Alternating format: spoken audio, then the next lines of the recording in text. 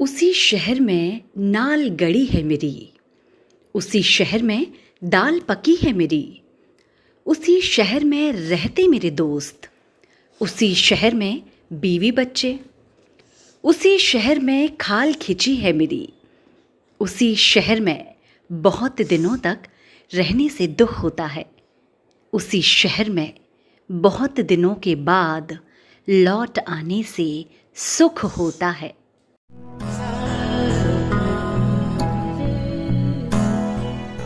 उसी शहर में शीर्षक वाली ये कविता है। हमारे शहर सागर ही नहीं, पूरे प्रदेश ही नहीं, देश के जाने माने साहित्यकार, कविता के प्रमुख हस्ताक्षर, कथाकार, उपन्यासकार श्री ध्रुव शुक्ल जी की। नमस्कार दोस्तों, मैं हूं वृंदा प्रधान।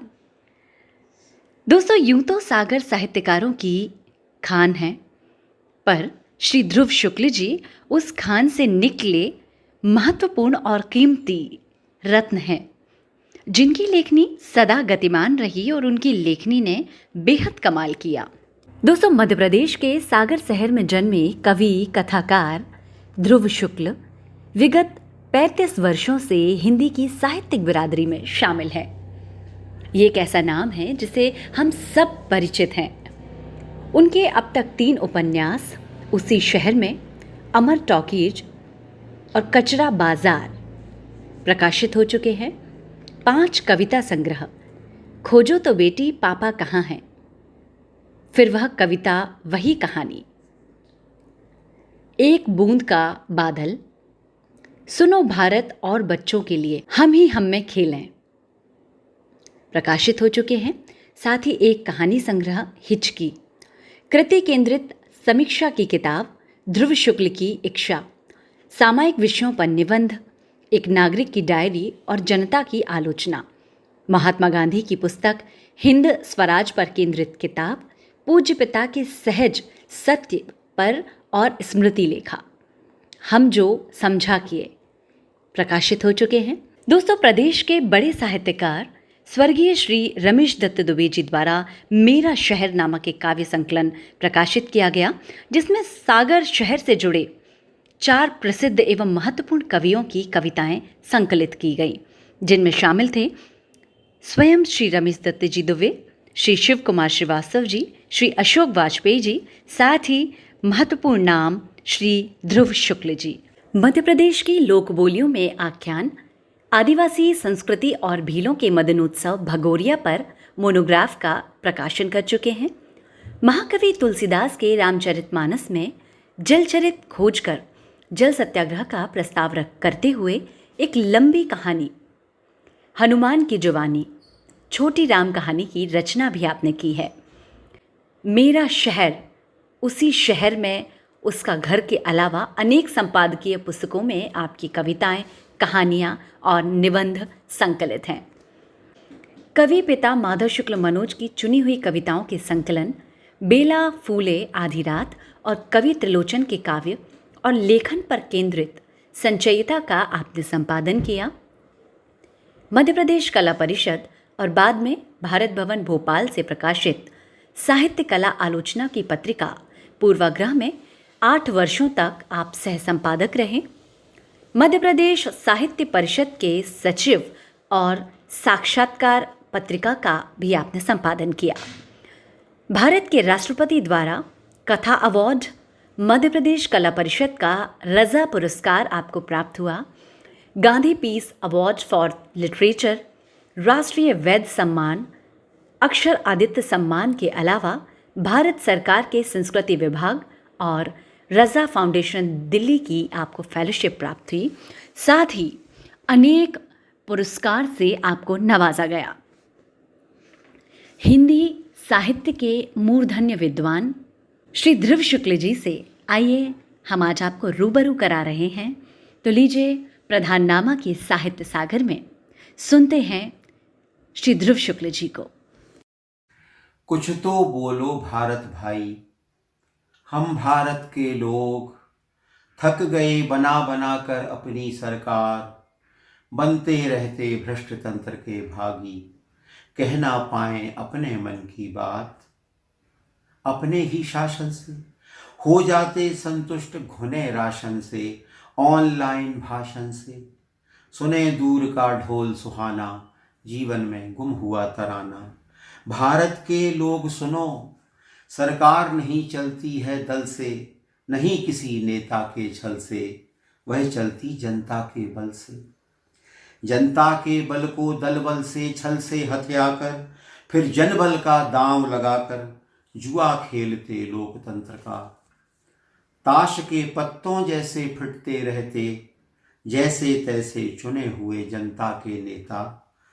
भारत के लोगों, यह कैसा जनतंत्र तुम्हारा, जहां बिकाऊ हैं जनप्रतिनिधि, बांट रहे आपस में भारत निधि। डूबा विधान, डूब रही विधि। पूछो लोगों, हम भारत के लोगों के साथ कितने सांसद और विधायक, कितने नायक सदा सहायक। सब जनता से दूर, मनमानी भरपूर, सबके सब दुखदाई। कुछ तो बोलो भारत भाई। इन शब्दों में कविता के मन की हूक है। कविता भले न हो पाई हो, बात मगर दो टूक है।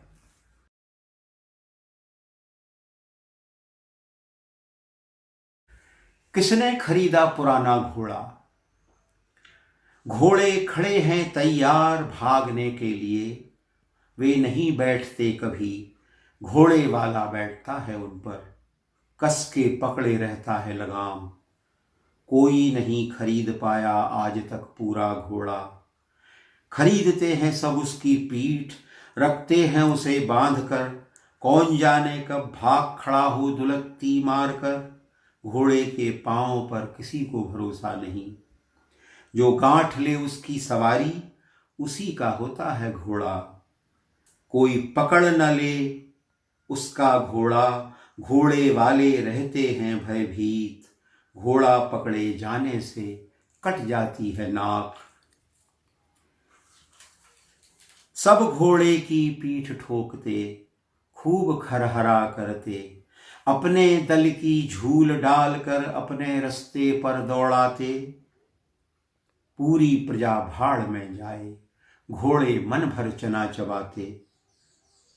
घट रही हाथों से लगाम, भाग रहे हैं घोड़े। कुचल रहे हैं प्रजातंत्र को, नए अस्तबल खोज रहे हैं।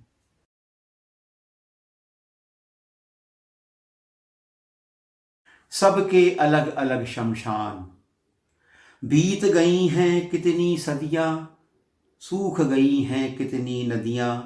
मर रहा आंख का पानी, कोई कैसे कविता रच दे, कैसे लिखे कहानी।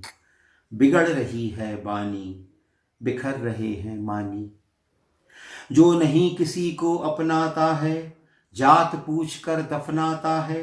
कवि कैसे जी पाए उस समाज में, अपनी क्या जात बताए उसको, कहाँ दफन हो जाए। सबके अलग अलग शमशान, जहाँ बहते पानी में जात ढूंढते लोग मिलेंगे। जहाँ तन की माटी की जात पूछते लोग मिलेंगे। चिता पर चढ़ने ना देंगे, जमी में गड़ने ना देंगे। कैसा जीवन का खेल, गोरों की बस्ती में काले रंग को जेल। कैसी जीवन की रेल चली आ रही, जाने किस शमशान जा रही। कवि को फिर वह कविता, वही कहानी याद आ रही, जो सदियों से कही जा रही। कुछ भी नहीं बदलता, वही बना रहता है। कुछ रंग नया रहता है, कवि भी नहीं बदलता, कवि बना रहता है। कहने का ढंग नया रहता है।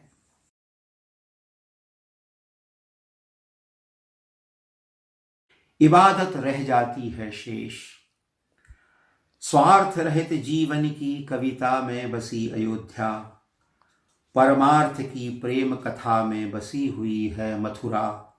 मृत्यु का मार्ग प्रकाशित करती कई जन्मों से काशी। हृदय की गहराई में सरजू, नयनों में यमुना नहीं सूखती। मस्तक से उतरी गंगा में आज तक नहीं मिटा प्रतिबिंब जलती हुई चिताओं का। नहीं सूखती किसी देह में भागवत इतिहासों की धारा। स्मृति में नहीं उजड़ते नगर, बसते रहते हैं कई बार। सदियां बीती, थक गए सितमगर, ढोते अपनी लूट मार का इतिहास। इबादत रह जाती है शेष, सुबह शाम की रोशनियों में। किसका देश, कहाँ परदेश, कौन पराजित कौन विजेता।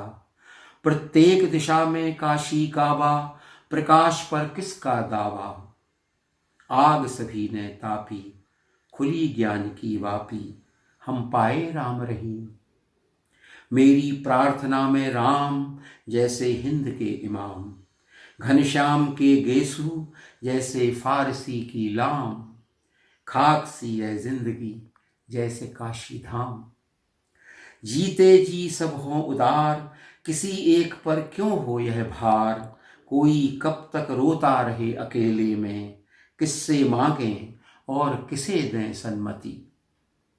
किसी की नहीं सुनता आसमान, जहाँ खो जाता है कीर्तन, वहीं ढूंढे ना मिले अजान।